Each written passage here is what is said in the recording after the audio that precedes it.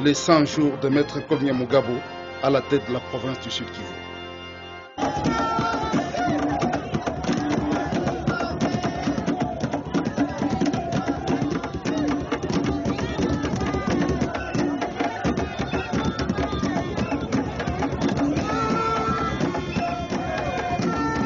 Lorsqu'il débarque au port Iousi au mois de juillet 2017, Claude Nyamugabo est encore l'ambassadeur de la République démocratique du Congo en Éthiopie. Il est aussi un haut cadre du Parti du peuple pour la reconstruction et la démocratie, et c'est à ce double titre qu'il est accueilli avec enthousiasme à Bukavu.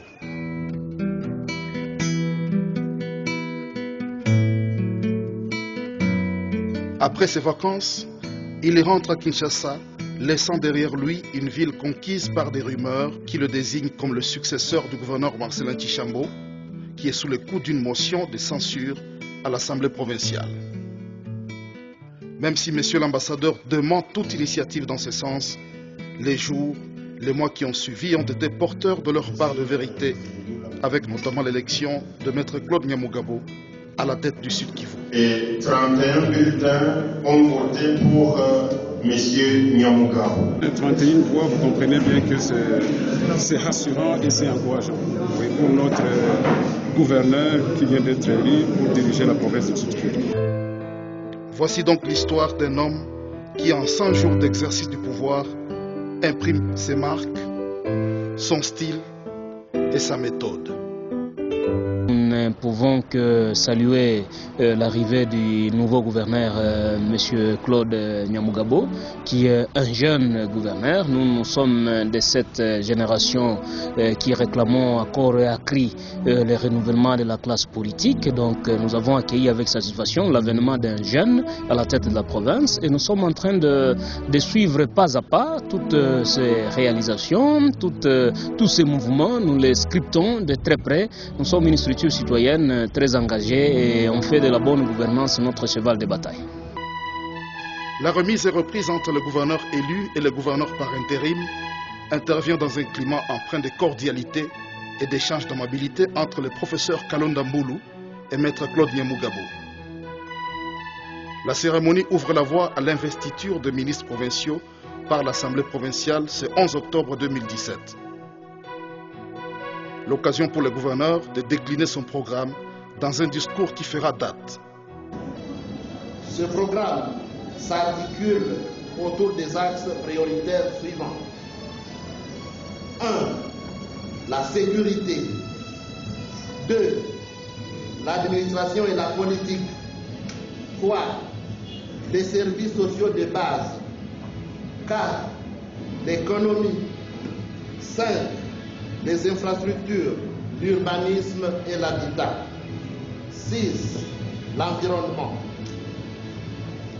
Ainsi, Claude Nyamugabo a désormais les coudées franches pour gouverner le Sud-Kivu. Tâche à laquelle il va immédiatement s'atteler, car, dit-il, il n'y a plus de temps à perdre. La première réunion interinstitutionnelle a lieu au bureau du président Émile Baleke. L'exécutif provincial et l'organe délibérant veulent instaurer un dialogue permanent pour prévenir d'éventuels conflits. Devant les députés provinciaux, le gouverneur de province promet de gouverner autrement le Sud-Kivu en étant plus à l'intérieur qu'au chef-lieu de la province. Cela ne tarde pas à se concrétiser avec la mission d'itinérance qu'il effectue dans les territoires d'Uvira, où il tient des meetings populaires à Mulongwe. Au cours de ces réunions publiques, le gouverneur Claude Nyamugabo appelle la population à collaborer de manière étroite avec les forces de l'ordre et les services de sécurité afin que les événements vécus à Uvira consécutifs à l'attaque de la ville par les hommes de Yakutumba ne se répètent plus. comme j'avais annoncé pendant ma campagne, j'avais dit à notre peuple que je serai un gouverneur très mobile et j'ai commencé par Uvira aujourd'hui pour amener un message de paix à la population d'Uvira. Un message de paix parce qu'on sait ce qui s'est passé il y a 3 semaines ici. Et j'ai demandé à notre peuple d'être complice de notre armée, d'être complice de notre police, d'être complice de tous nos services afin que l'ennemi n'arrive pas à Uvira, qu'il soit repoussé et qu'il soit vaincu.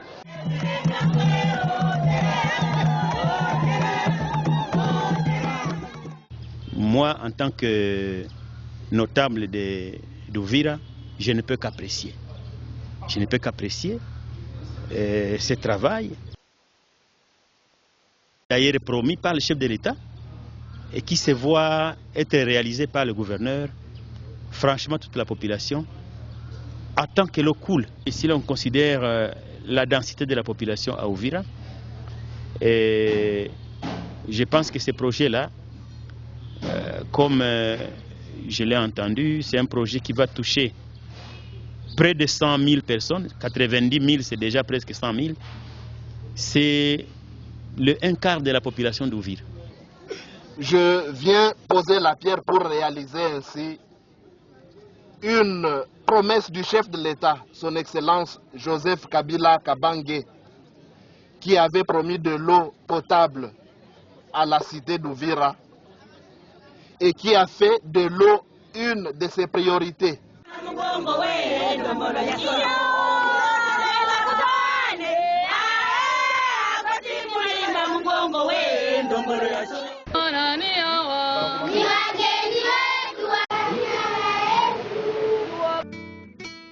Quelques jours après, le chef de l'exécutif provincial se rend dans le territoire de Mwenga, 130 km au sud-ouest de Bukavu. Sur place, il inaugure le pont Oulindi qui venait d'être réhabilité par l'Office des routes. L'ouverture de ces ponts au trafic permet ainsi de mettre fin à l'enclavement auquel était astreint le territoire de Mwenga depuis plus de 5 mois. Un sentiment de joie. J'ai fait ma deuxième sortie officielle et après Uvira, maintenant c'est Mwenga. Je suis venu aujourd'hui pour saluer mes frères et sœurs de Mwenga, mais également ouvrir ce pont qui depuis 3 mois n'a pas fonctionné. Et je crois que c'est un pont d'importance très capitale pour la circulation des biens et personnes. Et je voudrais dire merci au président de la République qui a vite compris qu'il fallait mettre des moyens. Dire merci aux fourneurs ainsi qu'à l'Office des routes et à tous les intervenants qui ont travaillé sur ce pont afin que notre population de Mwenga ait un accès facile à tous les autres territoires. Nous venons donc de désenclaver le territoire de Mwenga et c'est une journée de joie aujourd'hui.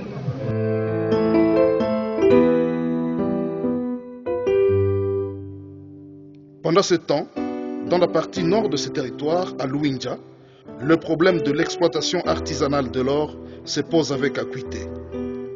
Le gouverneur de province s'y rend en compagnie du représentant spécial adjoint en charge des opérations au sein de la MONUSCO. Lui et son hôte dévalent les montagnes de la chefferie de Luinja à la rencontre des creuseurs artisanaux. Il y a du travail à faire en direction de nos compatriotes qui vivent dans ces conditions déplorables.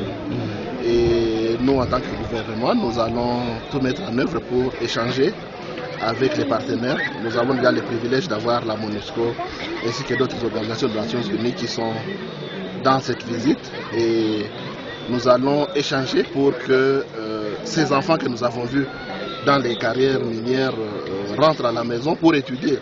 La place des enfants n'est pas dans ces carrières.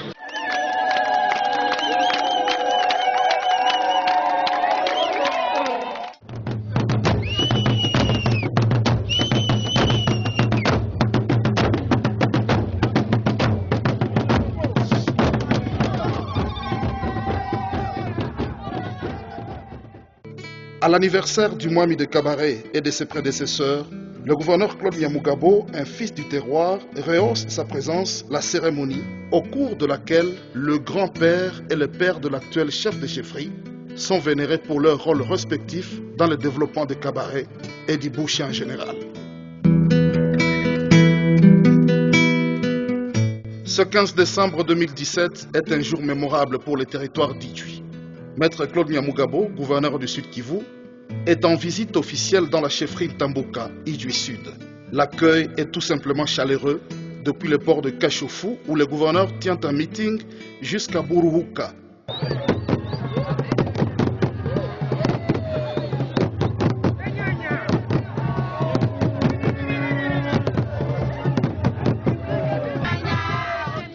À la résidence du Mwami Tamboka, chef de chefferie. Les tout premiers conseils des ministres et de sécurité s'y tiennent conformément à la promesse faite devant la représentation provinciale. Cette visite met fin à l'absence prolongée du gouverneur du Sud Kivu dans la chefferie. Le dernier à avoir séjourné à Buruhuka, c'est Norbert Basengezi Katintima en 2001. Le Mami Tambuka et ses sujets ne pouvaient qu'en être fiers.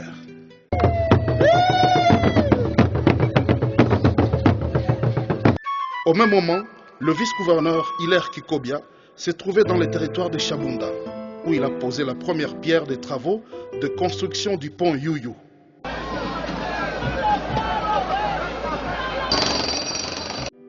Il a également eu une séance de travail avec l'équipe de l'Office des routes sur l'état de la route Chabunda Centre-Mungembe, 68 km. L'objectif étant de désenclaver ce plus grand territoire du Sud Kivu par la province du Maniema.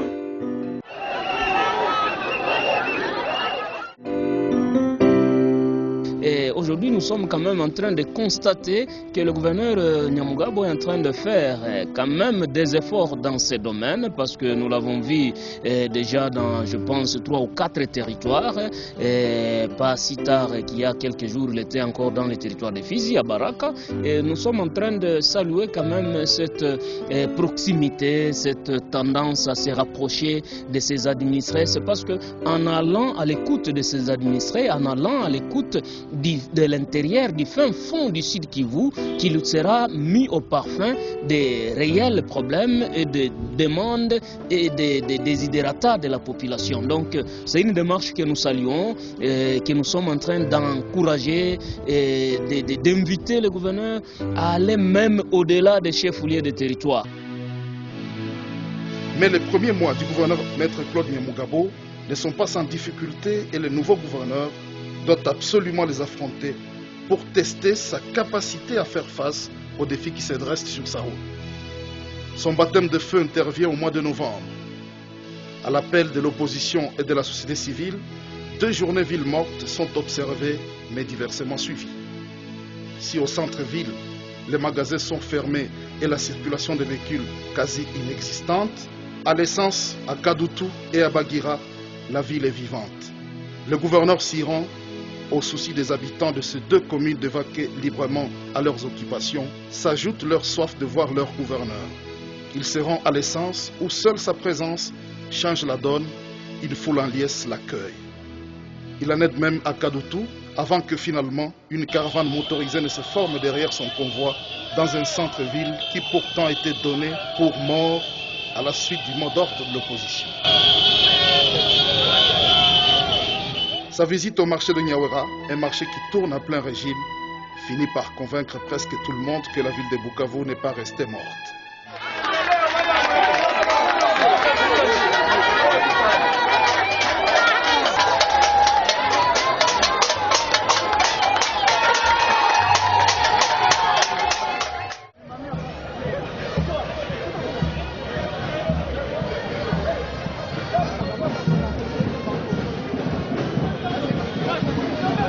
Le gouverneur sait qu'il prend les leviers de commande du Sud Kivu au moment où son propre parti, le PPRD, est divisé en 2 factions antagonistes.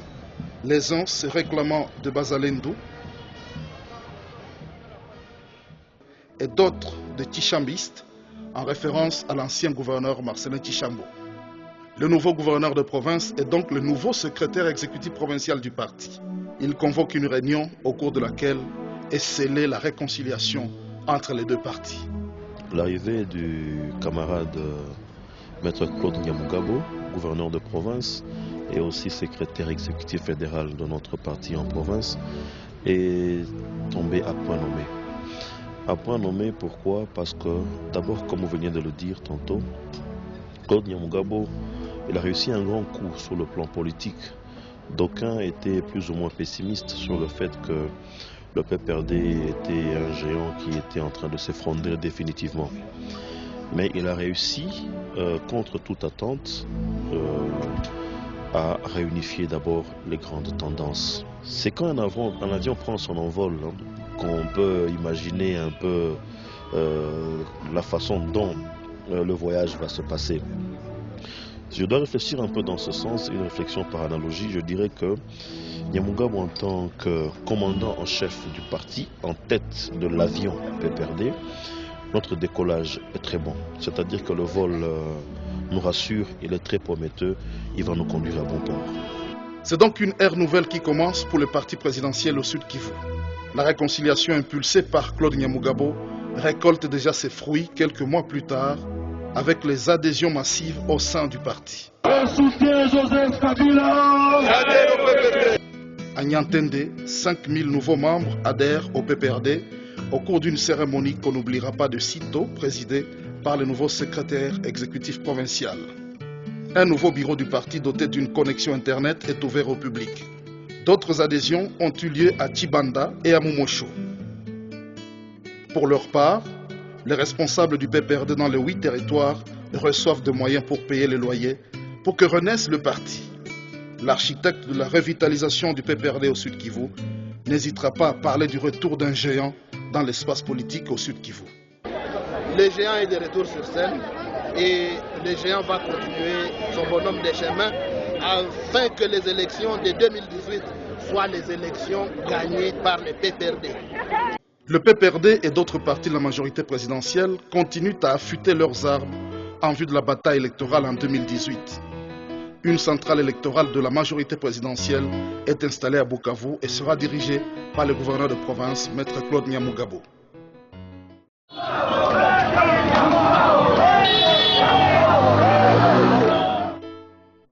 Dans son discours programme, il a fait de la sécurité sa priorité des priorités. Face à la recrudescence de l'insécurité au quartier Panzi dans la commune d'Ibanda, le gouverneur va à la rencontre des jeunes de ce quartier pour les sensibiliser et leur annoncer que son gouvernement disponibilisera des moyens pour y faire face.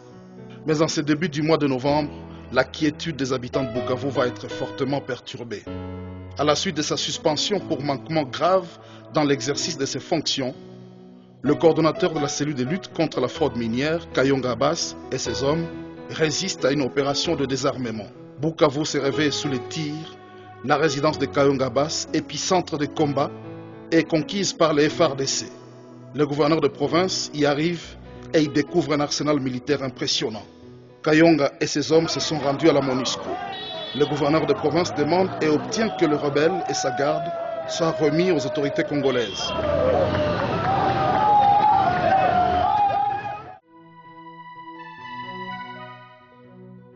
Trois jours après, Claude Nyamugabo se rend de nouveau sur l'avenue Walungu pour évaluer les dégâts. Et il faut dire que ces dégâts sont énormes. Que ce soit la résidence de l'ancien gouverneur Louis-Léonce Chirimwami Muderwa et tout le voisinage. Les impacts de balles témoignent de l'intensité des combats. Kayonga Abbas et ses hommes maîtrisés. Un procès s'ouvre à l'auditorat militaire de garnison. C'est le début d'un long procès qui se poursuit encore.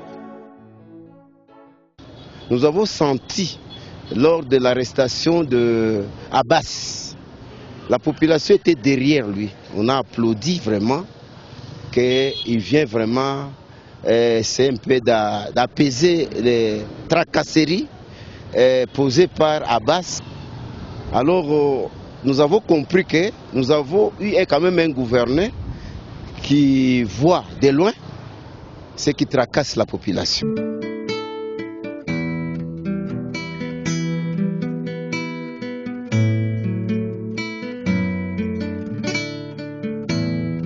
Dans le domaine des infrastructures, les premières actions ne se sont pas fait attendre. Le gouverneur du Sud Kivu lance les travaux de modernisation de la route de l'avenue Irambo, dans la commune d'Ibanda. C'est le début de la fin du calvaire pour les véhicules qui empruntent cette voie et les corbillards qui se rendent au cimetière de la Ruzizi.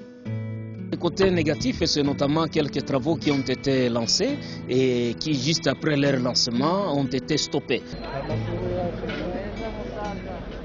Au poste frontière Ruzizi 1er, intervient la pose de la première pierre pour la construction d'infrastructures provisoires dans le cadre du projet de facilitation du commerce dans la région des Grands Lacs. Une fois lancé le projet, il faut en assurer le suivi. C'est ce qui justifie la visite du gouverneur de province, Claude Nyamugabo, sur les lieux un mois après le lancement des travaux.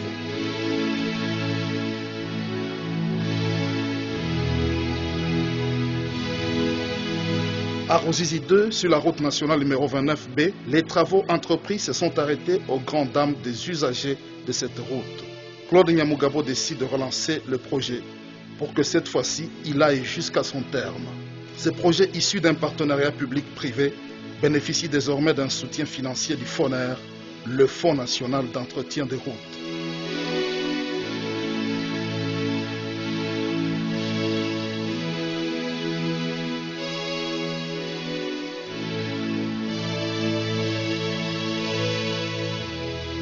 Et pour désengorger la ville de Bukavu, le lotissement de Niantende est choisi. L'appel est lancé à ceux qui le peuvent d'acquérir des parcelles. La première pierre est posée pour la construction de la première maison sur ce lotissement.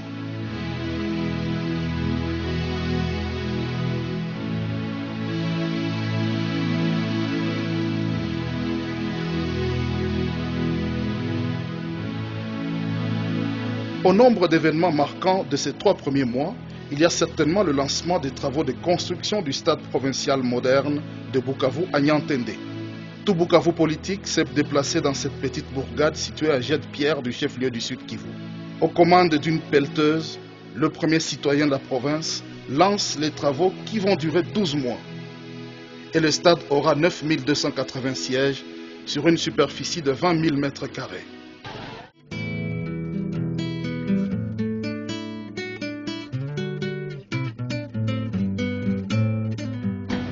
Oui, comme vous le voyez, nous avons commencé par les terrassements, c'est la première étape de ce projet. On doit préparer l'assise sur laquelle sera construit les stades. Et vous pouvez le voir, il y a les engins qui sont en train de travailler, juste pour déblayer, enlever toutes les terres qui ne sont pas vraiment nécessaires pour le projet. Oui, et ce n'est qu'après qu'on va commencer avec les fondations du stade. Avec la MONUSCO, les relations sont au beau fixe, mais l'exécutif provincial n'entend pas en rester là. Il faut inclure dans cette dynamique toutes les agences du système des Nations Unies. L'objectif étant de faire en sorte que le projet de toutes ces agences soit arrimé au programme du gouvernement provincial. Une réunion se tient au quartier général de la MONUSCO à Mumba, à l'issue de laquelle toutes les parties conviennent de poursuivre les discussions. Pour ces 3 premiers mois d'exercice du pouvoir, Claude Nyamugabo a pris part pour la première fois à la conférence des gouverneurs de la RDC le 18 décembre 2017. Le président de la République, Joseph Kabila Kabange, préside personnellement les assises, les 6e du genre, sous le thème « La mobilisation des recettes propres aux provinces et leur structure de dépenses ».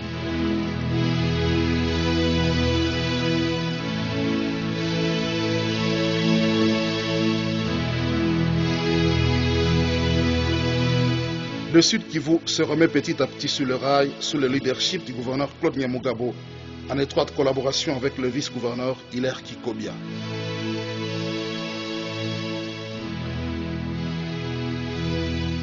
Du ministère des PME, petites et moyennes entreprises, des cellules de la jeunesse et des sports en passant par l'ambassade de République démocratique du Congo à Addis Abeba, Maître Claude Nyamugabo est resté le même, à savoir l'homme qui sait faire face aux épreuves.